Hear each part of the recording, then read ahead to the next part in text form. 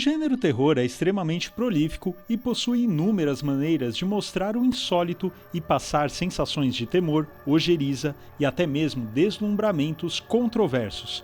Porém, existem 5 elementos que são os mais comuns quando falamos de histórias de terror ou horror, e eu vou falar um pouco sobre cada um deles logo depois da vinheta.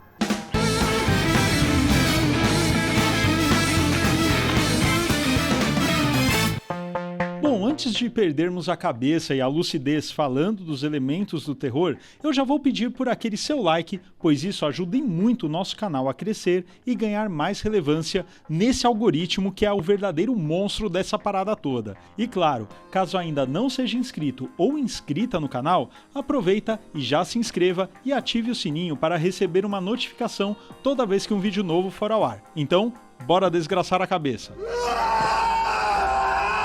Afinal, o que faz com que o terror aconteça? É claro que a resposta está muito longe de ser simples, mas um ponto em comum nos principais elementos do terror é a deturpação da natureza como a conhecemos.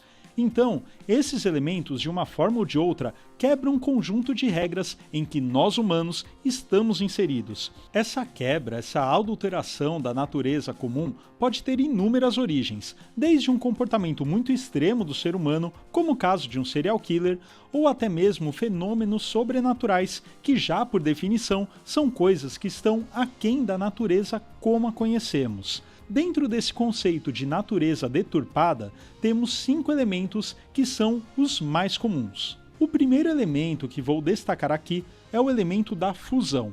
Esse elemento se caracteriza por ser uma soma de 2 condições contraditórias em um mesmo ser, porém fazendo parte de uma identidade homogênea.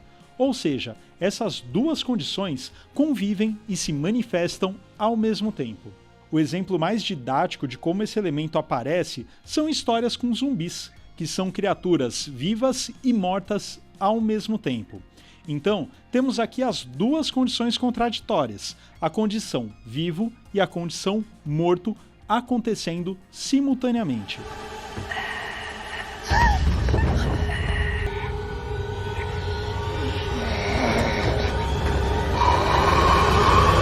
Assim como os zumbis, vampiros também possuem a condição de vivo e morto ao mesmo tempo, então também usam esse elemento da fusão.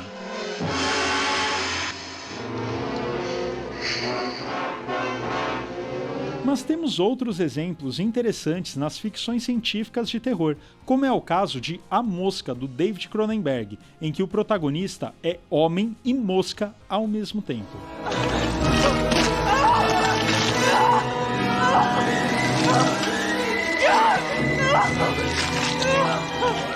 Outras histórias também mais ligadas à ficção científica que utilizam esse elemento seria nos casos de fusão entre o humano e a máquina, 2 condições muito diferentes entre si vivendo no mesmo ser.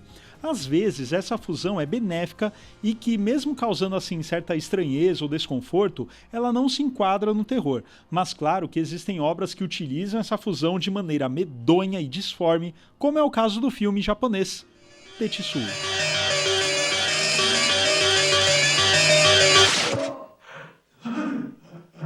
O segundo elemento que quero trazer aqui é o elemento da fissão. Assim como a fusão, o elemento da fissão também se caracteriza por ser uma soma de 2 condições contraditórias em um mesmo ser, mas diferente da fusão, em que as condições se manifestam ao mesmo tempo e a identidade é homogênea, na fissão, essas condições não se manifestam simultaneamente e a identidade é heterogênea. É claro que o exemplo mais didático disso é o lobisomem.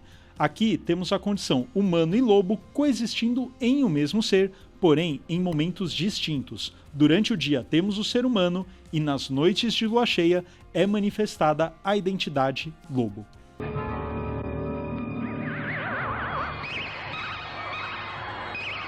Esse elemento da ficção não necessariamente aparece sempre como um alter ego monstruoso de um personagem. É possível notar esse elemento em histórias de pessoas que possuem uma faceta bem violenta, porém que se manifesta apenas em determinados momentos.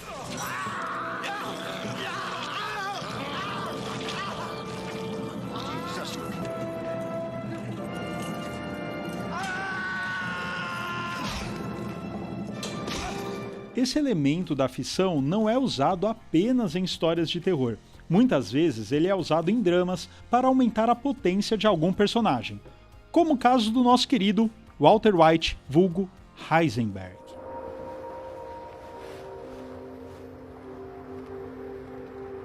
What? O terceiro elemento que eu vou trazer aqui é o da magnificação. Esse é um elemento bem simples que se caracteriza por algo que é comum na natureza, porém de forma muito maior do que o normal. Um exemplo clássico disso são histórias com insetos gigantes.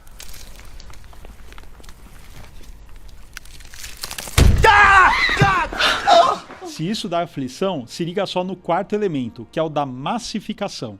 No caso, ele se assemelha ao da magnificação, mas ao invés de se caracterizar pelo tamanho descomunal, aqui estamos falando em quantidade. Então, a massificação é quando temos algo que, mesmo que comum na natureza, surge em um número absurdamente descomunal. E aqui eu poderia dar inúmeros exemplos de filmes com aranhas, cobras e afins, mas eu não vou deixar de passar a oportunidade de citar o mestre Alfred Hitchcock com Os Pássaros.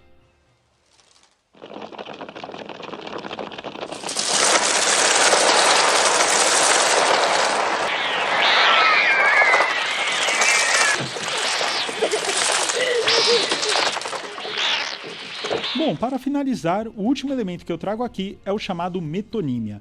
Metonímia é uma figura de linguagem que consiste na substituição de uma palavra ou expressão por outra.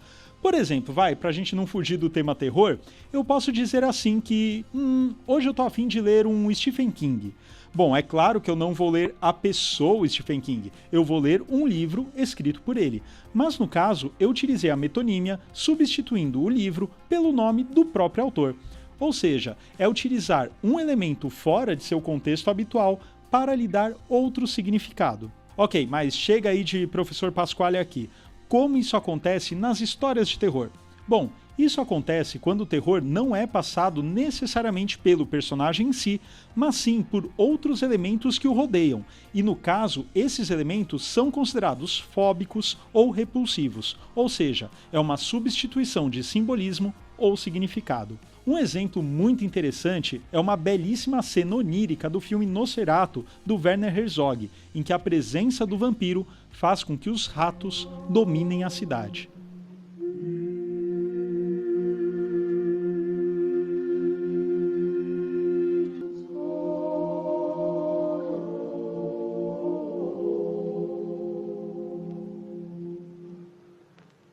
Bom, pessoal, é claro que esses elementos não são exclusivos do terror.